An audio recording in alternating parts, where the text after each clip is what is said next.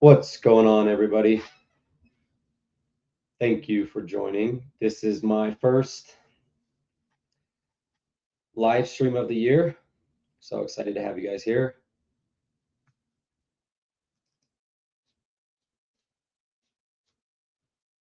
Let's go ahead and get into it. Talk a little bit about what we're going to be doing today. And yeah, just excited to get going with my first live stream of the year. I'm going to hopefully do this 2, 3, 4 times a week, depending on my availability and the availability of my streamer friends who will normally be joining me. So today, really, I'm just trying to get things set up with the new equipment, make sure everything is working correctly. And while we're at it, we're going to go ahead and jump in and do a big board draft, uh, kind of get going with some early season best ball. So for those of you who don't know me, my name is Matt Holzel. I am a software developer by trade, but in my free time, I love to play fantasy football, play a lot of best ball and dynasty, and then of course my home leagues, redraft home leagues.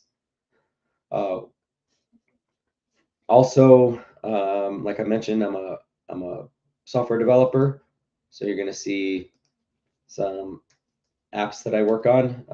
One of the apps that I use quite a bit is fantasyfitness.io. That's a personal project that I'm working on, so you can check that out at fantasyfitness.io. Lots of cool news and analytics on fantasy football, NFL players for fantasy football rosters. And then I also recently released another app in production called Hey Property Hub. And this is a um, property management app made where I make property management simple. So you can check that out as well. And then always my personal website, Matt Holzel, HOELZEL.com. So check those out. Let me know if you have any questions. And yeah, always here to talk shop, whether it's fantasy football, property management, software development. If you have questions in those domains, love to engage with you. Just getting over a cold, so you can probably hear it in my voice. I apologize about that. Uh, but yeah, and I may be a little rusty, so appreciate any grace that you guys give me today while I'm out here chopping it up. So with that being said, let's go ahead and jump into it.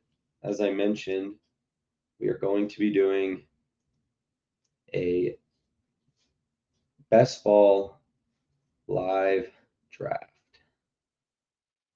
Today, I'm going to go ahead and pick the big board. That's a $10 entry fee. Let's go ahead and look at a few things about this tournament.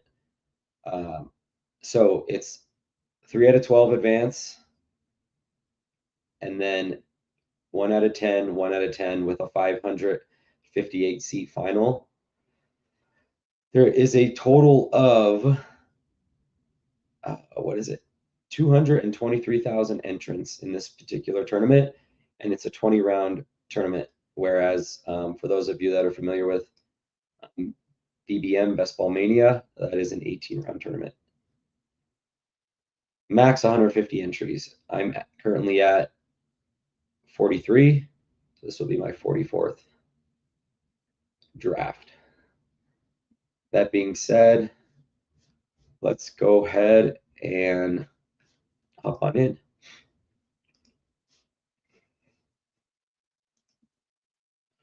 Waiting for one, so this thing is going to kick off quickly.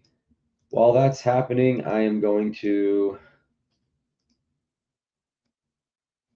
just make sure that I've got this link out there.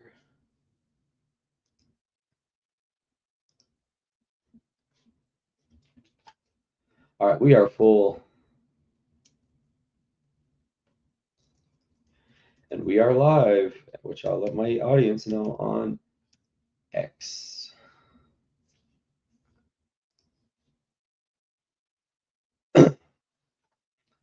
All All right, so I'm currently talking to myself. That's okay. I'm gonna try not to hack into the mic. We are live, and I've got the 102. So this is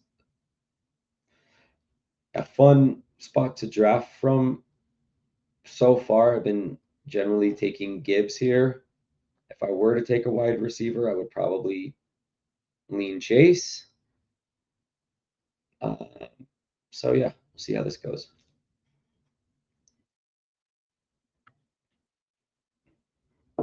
Everybody's got a badge. So the whole room is full of badges here.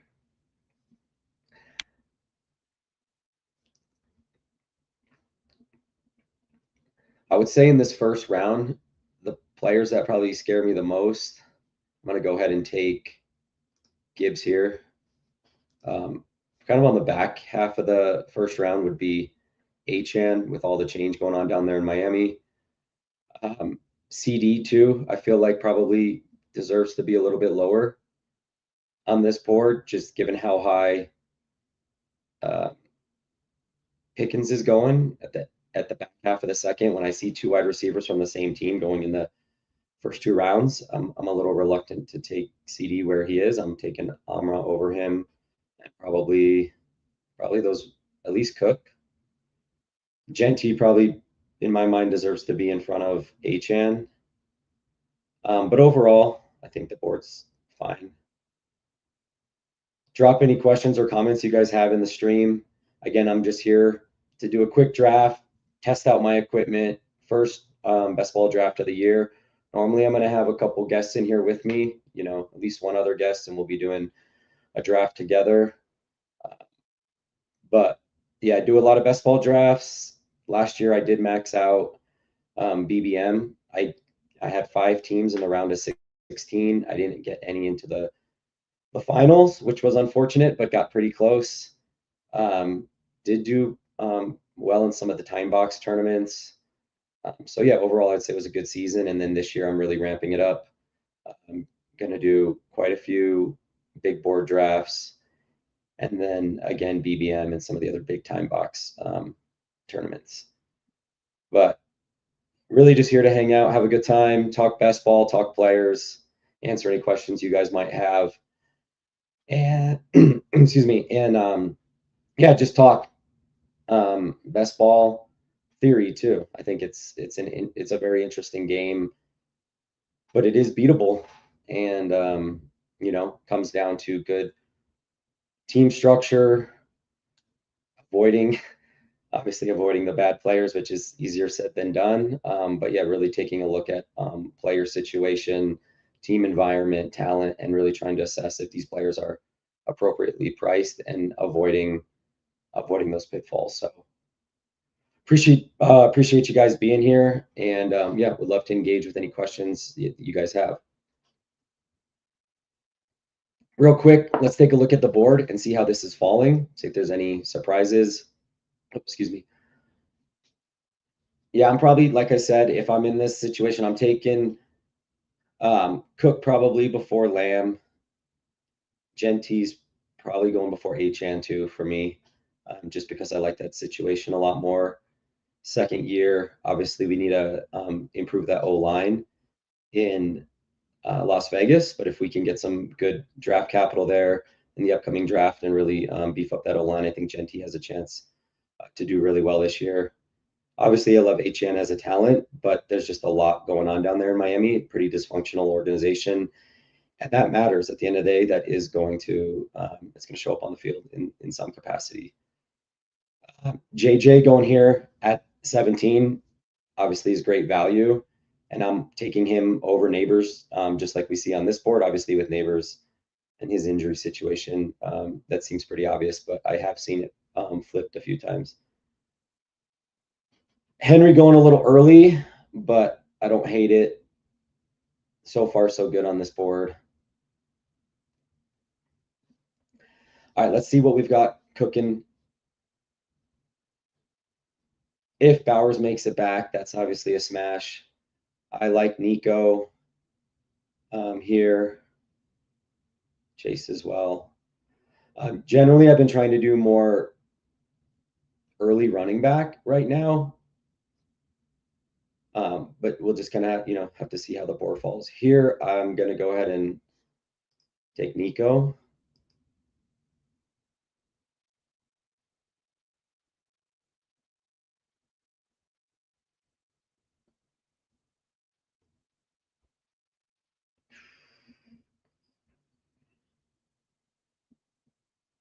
Here it's going to be between Olave and one of these three running backs. I think,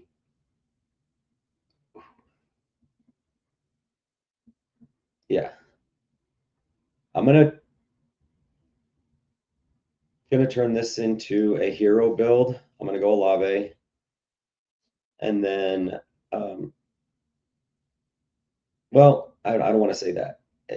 We'll see what running backs are here when I get back. I do generally like to get the running backs, 2 running backs within the first 5 or 6 rounds. I think there's definitely a tier break that we're going to see coming up here, and I'll talk a little bit about that. At least the way I see it. You guys might see it differently. But I do like Breece a lot this year.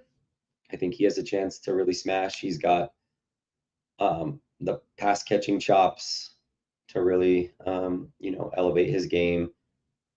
Obviously, he's super athletic. He may not be with the Jets this year. They are talking today about either franchising him, using one of the different tags on him to either get him to sign or at least match an offer from another team. So we'll see what happens with Breece's situation with the Jets. Obviously, I want him to be in a different organization to get the max out of him.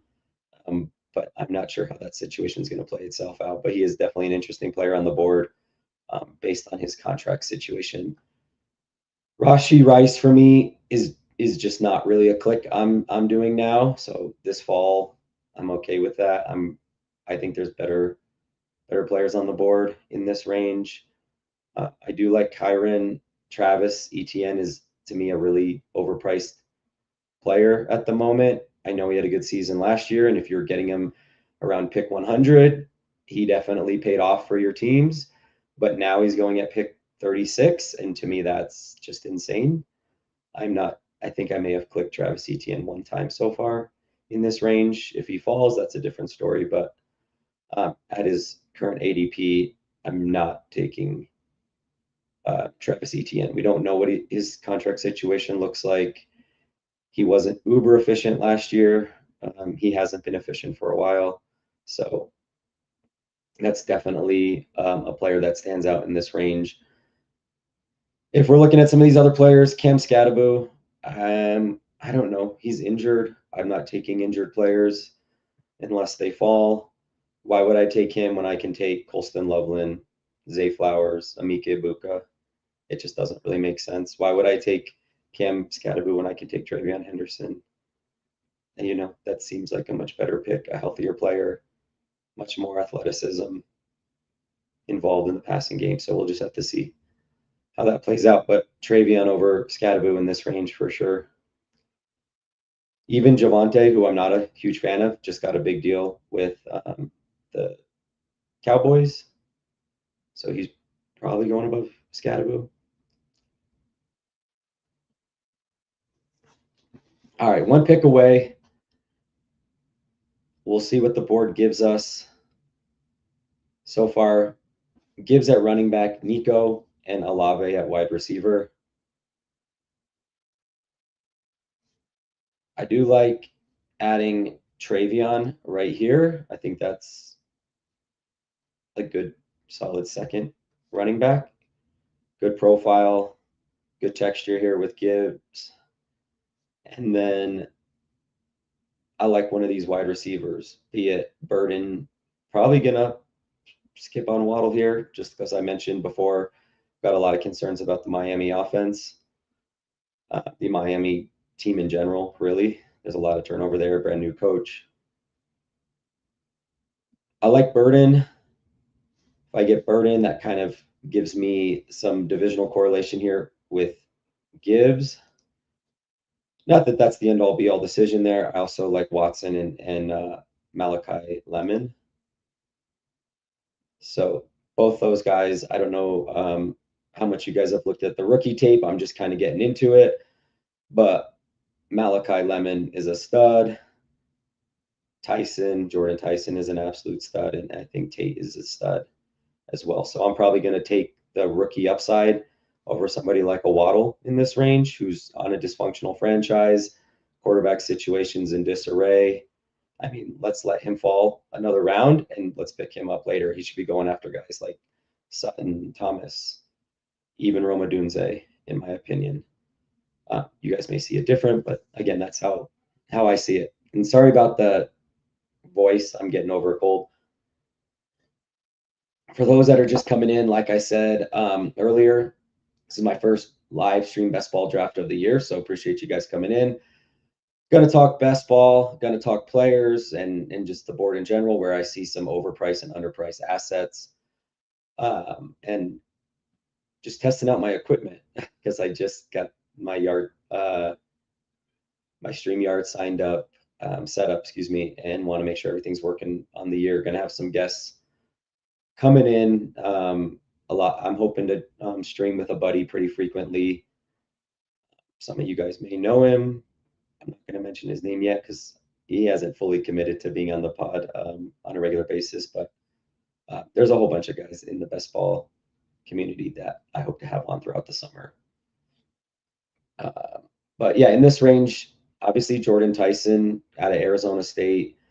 This guy is an absolute stud. So seeing him here, I think that's a great click. I'm going to take him over some of the other guys in that range that just came off the board.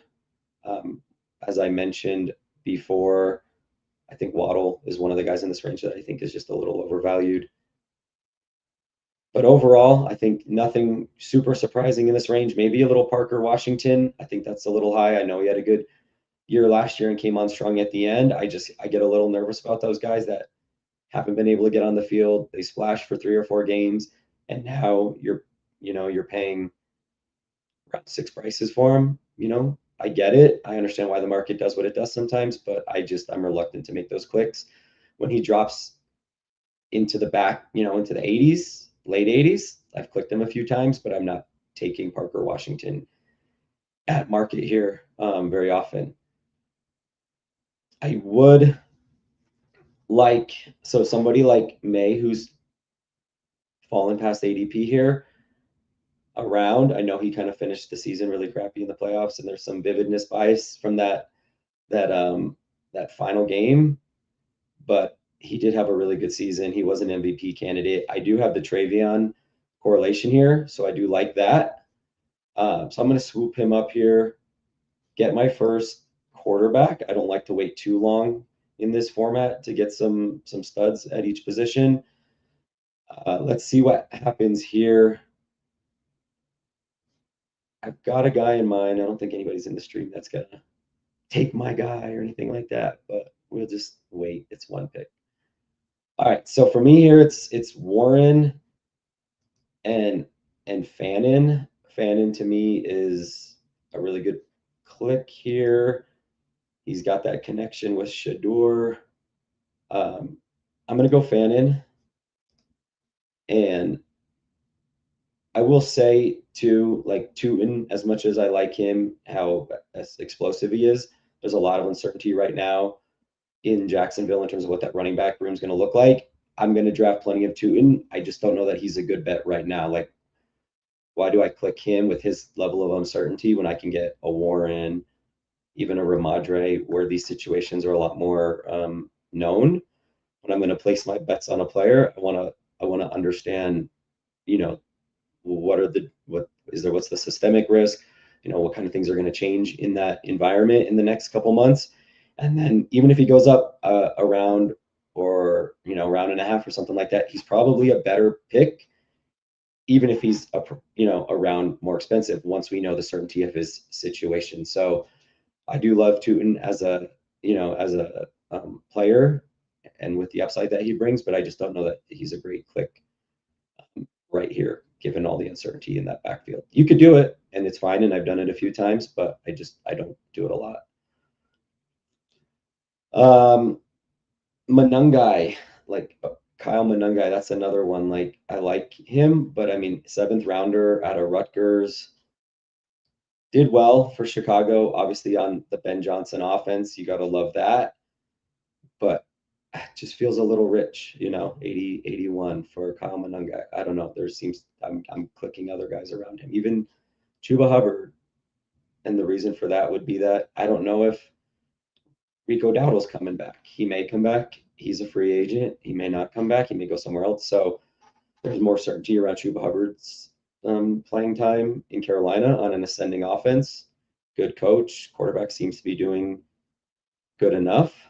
So we'll see what happens there. But yeah, Chuba in this range, I know it's kind of that dead zone running back range, and it's always kind of scary clicking these running backs in this area of the board. But if there's a guy that I feel a little bit more confident about, it probably is Chuba over somebody like a Monangai. Let's go and look at the board. It's been a minute since we scanned that. We'll just kind of see how this is playing out. Look at a couple of these teams. So we've got let's see, a lot of quarterbacks coming off the board here. Definitely want to make my investment in my second quarterback, probably with one of these next 2 picks. Maybe I'll wait till pick 119, but don't want to wait too long here. So we'll see what's left quarterback wise. In terms of the other positions, I do like, excuse me, I just went off, like I said, Chuba Hubbard there, the running back position. Rico seems insanely overpriced for me, just given the uncertainty. I don't think a lot of people know he's a free agent. We just don't know where he's going to be, what his role is going to be. So he's way overpriced, although he did have a great year. Diggs would have been cool for the stack. That being said, I do like, I mean, gosh, Laporta keeps falling here, but DJ Moore, that gets me kind of 2 pieces of that Ben Johnson offense, starting to build out this running back, wide receiver room, excuse me. And then like Tyler Algier. I mean, why not Tyler Algier? This guy's a free agent.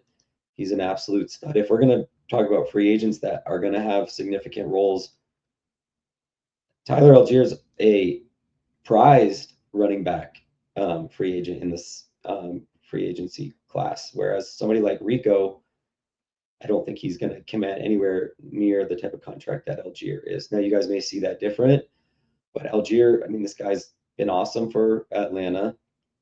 He's never fumbled the ball in his entire NFL career.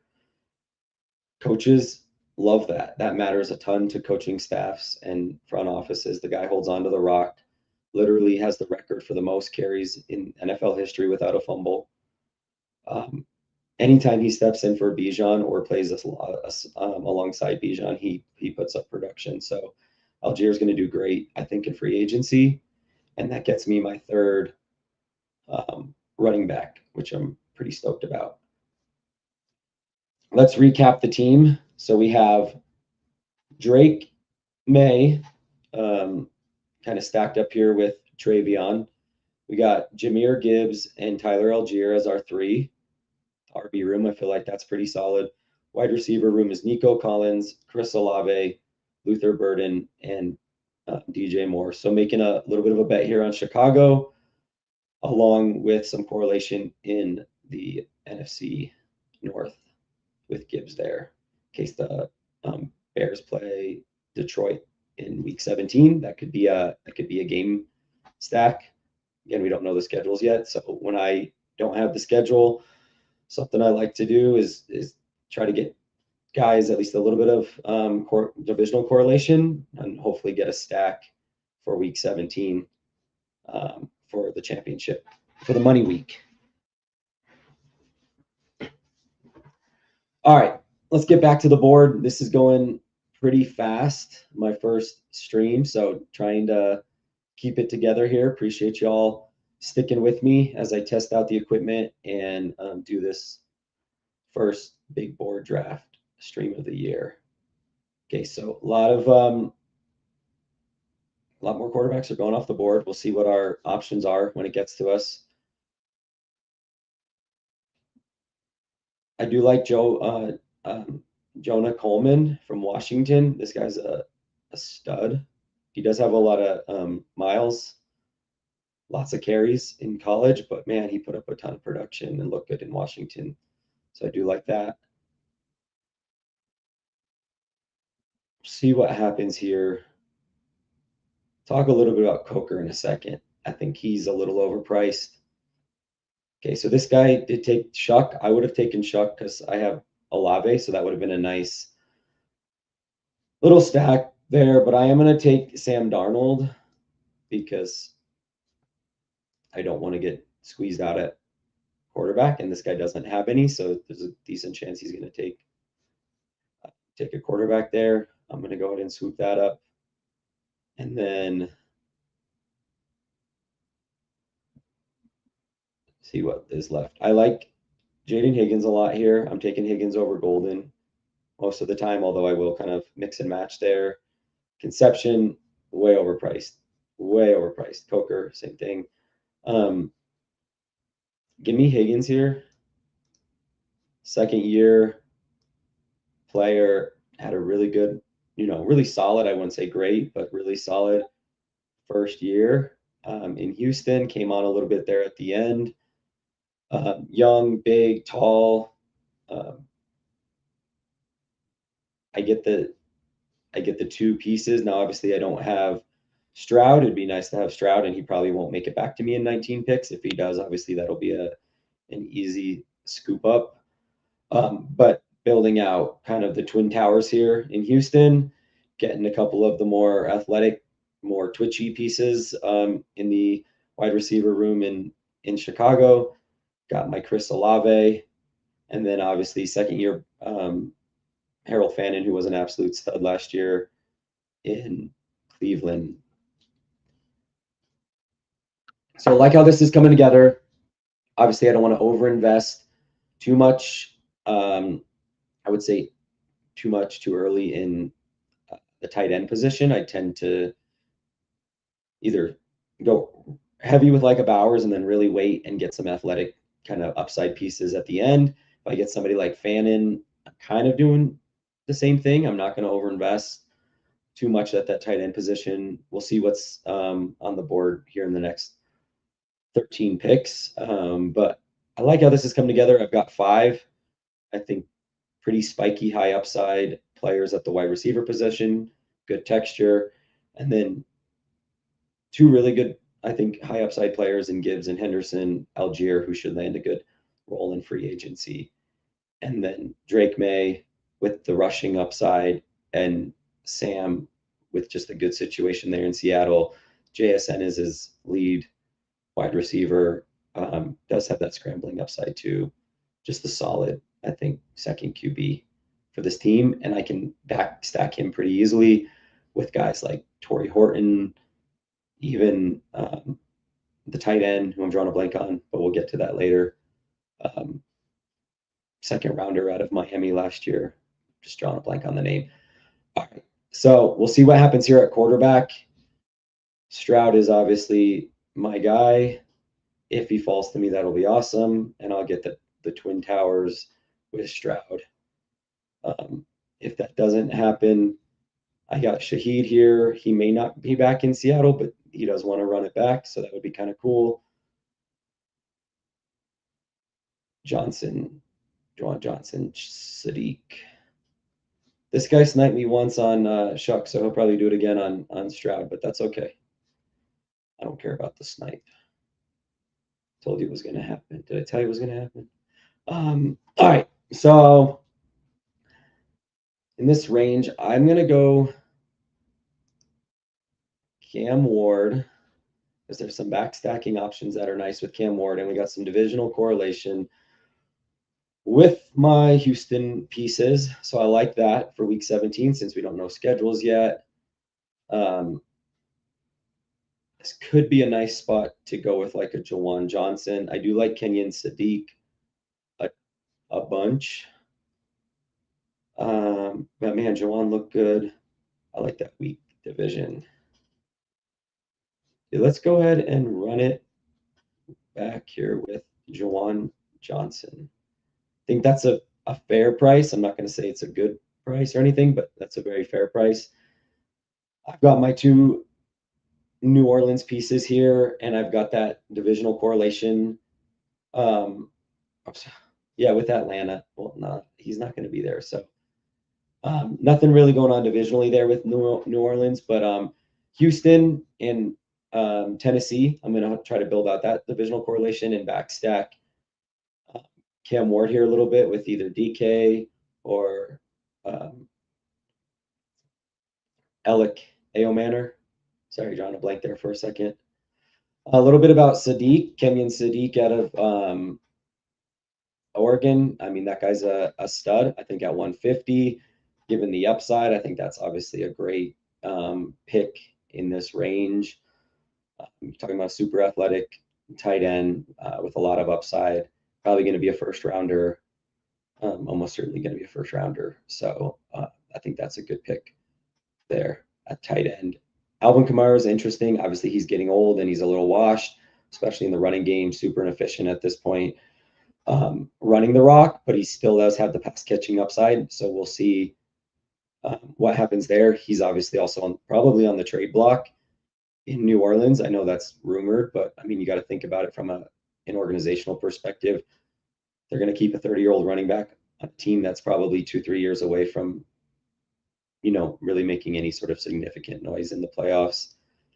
Probably makes sense to get some draft capital for him at some point, either in the offseason or before the trade deadline. Looking at this board here, guys that I like, Rachaad White, he's a free agent. He's going in the 160s. He's probably going to land at least a shared backfield role somewhere. He's a pass catching running back with a lot of upside in the passing game. So I like him here versus somebody like a Braylon Allen who's on the Jets. I mean, enough said, right? He doesn't have a huge role in the pass catching game.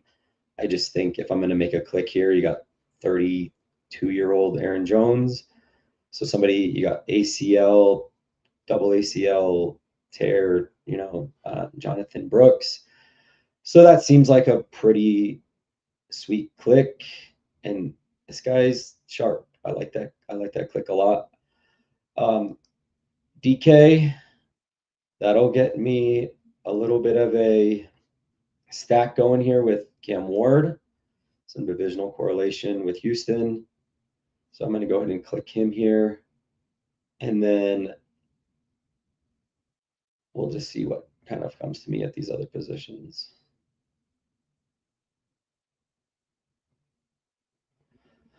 All right. I like Vidal, and I'll tell you why in a second. I'm going to take Kamani Vidal. Obviously, he's a little bit smaller, but he's very involved in the passing game. He's on the Chargers, who just, he's tethered to Herbert. He's also behind a very good offensive line. Now, last year, they were a terrible offensive line. And why was that? Well, they lost their two starting tackles in Rashad Slater and Joe Alt. And so they were left with a patchwork offensive line. And you saw all last year, both in the pass protection, and in the running game. They're going to get both those guys back this year. I love Omarion Hampton. He's going in the end of the first round, the 1-2 turn. So you get a guy who's his backup who put it on tape last year. He had 60-yard, pass receptions. You could see the explosiveness in his game. He's obviously not going to be the starter, but he's going to be a piece of that offense. And you're able to pick him up in the 170s. I mean, that's like thank you very much. Let me go and get myself some Kamani Vidal. And I don't even really, I just think that's like a very good pick on the board at this range, given that he's established himself, he has a role, and he's going around guys like Brooks, Mixon. I mean, I don't know. You guys see it differently. Let me know in the comments, but Kamani Vidal for the win in the 170s. That gets me to my fourth running back. So let's recap that room. Jahmyr Gibbs, TreVeyon Henderson, Tyler Algier, Kamani Vidal. The same time that I built that out, I've got Drake May, Sam Darnold, and Cam Ward. Cam Ward is tethered to Chimere Diki, and then we've got Drake May tethered up with TreVeyon Henderson. So not the stack you love with at the wide receiver position, but still pretty cool. That's some correlation there. And then, yeah, doing basically an AFC South divisional correlation since we don't know schedules yet. So trying to get some Houston, Tennessee. Maybe that game is scheduled for week 17. Who knows? And that could be a game stack for championship week. And then Chicago and a little bit of Detroit for a possible game stack week 17. Here, I'm going to just round out I get a little bit of a stack going here with Torrey Horton. I like his price in the 190s. He showed a little bit last year in both preseason and the beginning of the season before he ultimately got hurt. But I think Torrey Horton, I think he's a 4th or 5th round wide receiver out of Colorado State University. He really put it on there. Had that injury, I think it was his junior year. I'm going to go Ellick here. Tank's cool, but I don't know. I'm just going to get the stack. I've got my 3 quarterbacks, so got some nice pieces here to build out double stack. So I've got a Cam Ward, DK, A.O. Manor double stack, and then I've got a single stack going with Darnold Horton. So I backstack that pretty nicely, and then Drake May, TreVeyon, little skinny stack there. So let me know what you guys think of the team so far. So far, this build is a 3-4-8-2. Obviously, I'm going to come in heavy here with some running backs to kind of close things out, maybe some rookie upside. A lot of uncertainty here on the big board.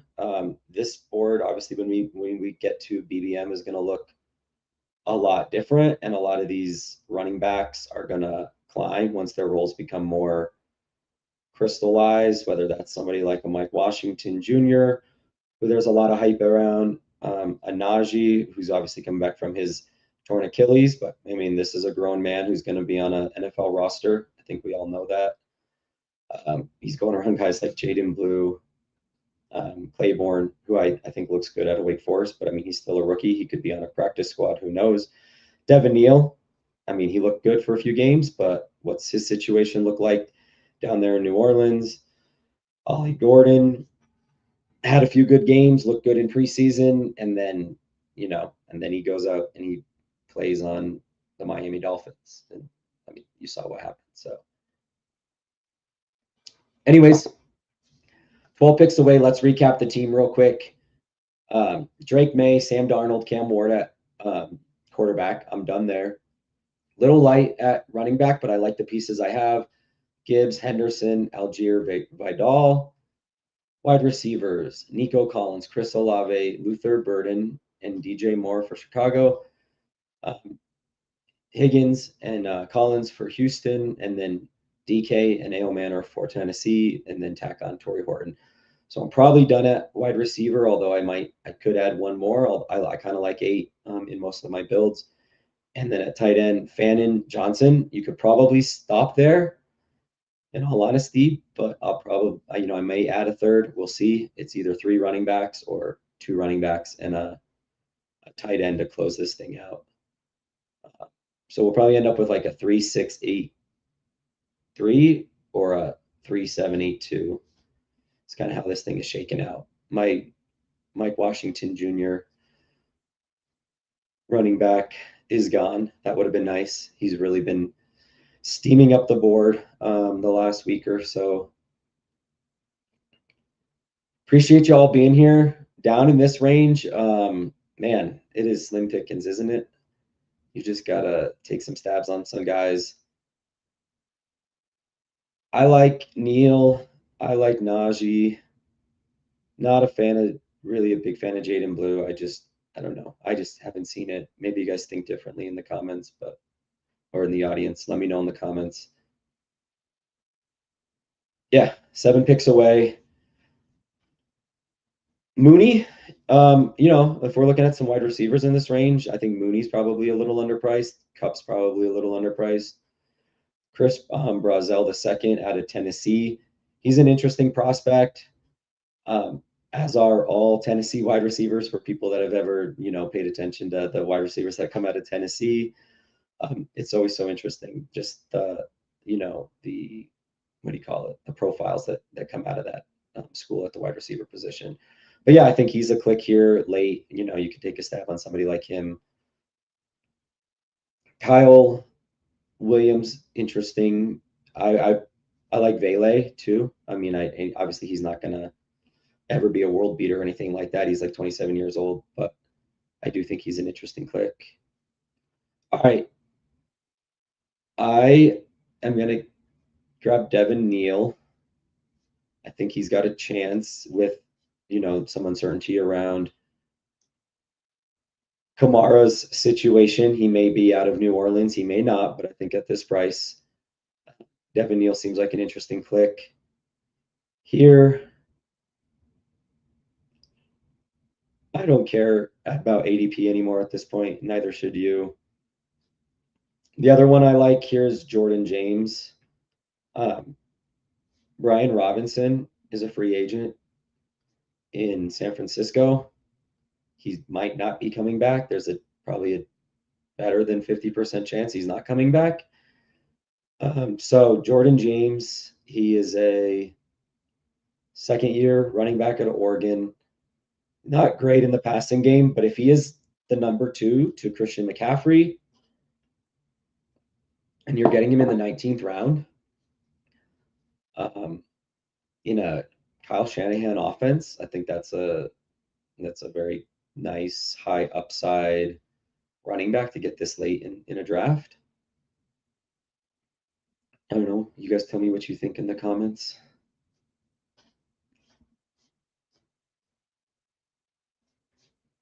One more pick, 16 picks away, and we'll recap this team.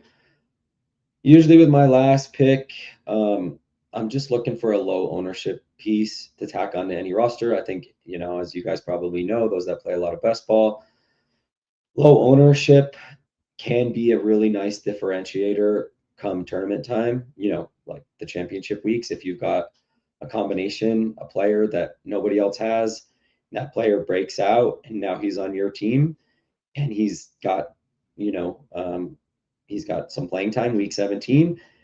That's how you win a tournament, right? You've got some guy that nobody else has. Nobody else is going to score those points. He's on your roster. You're the only team that's made it through. And now you have that breakout stud and it's you and one other roster or maybe no other rosters that has that player. So looking for that upside at the end. I think for me, I'm kind of, when I'm saying that, I'm kind of in this tight end room, and Elijah Arroyo, and this guy is probably my pick. He may not get back to me. If he does, I'll tell you why I like him right now. Second year tight end, second round tight end out of Miami. Wide receiver profile in terms of his build. He's not a blocking tight end. He's almost, most purely a wide receiving tight end. He's got that second, he's coming on his second year. So obviously I wasn't expecting a lot from him in the first year as a rookie tight end. But now I imagine he's, they've cleared the way. They got rid of Noah Fant, and, he's basically going to be the main. Well, you obviously got Barner. You're right. I don't want to diss on Barner. I think Barner had a nice breakout year. But in terms of athleticism, I think it's Elijah Arroyo has a much more athletic profile than AJ Barner. AJ Barner is going to be on the field because of his blocking ability, but I think Arroyo can obviously get some playing time, and he's got massive upside just in terms of his athletic profile. So somebody like him makes some sense here. If I was going to go running back, I like somebody like a LaQuint Allen, maybe. I like Isaiah Davis. What if Breece Hall is out of New York? I know they're obviously going to bring somebody else in. They're not just going to run with Isaiah Davis in New York, but I think he's an interesting pick here. I am going to go with Arroyo. I'm going to click that Arroyo share. And that kind of wraps this puppy up.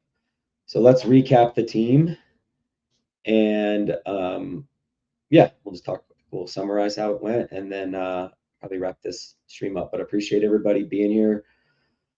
Good to have you. But let's go and recap the team. So the team is Drake Maye stacked up, skinny stack here with Travion at running back. No other pieces, unfortunately, to go with that New England stack. But Drake Maye stacked up with Travion. And then we got Sam Darnold tethered up to Torrey Horton and Elijah Arroyo as a low ownership piece to kind of bring onto this roster, who has some maybe breakout upside there on a good team in Seattle. And then Cam Ward double stacked with DK and A.O. Manor.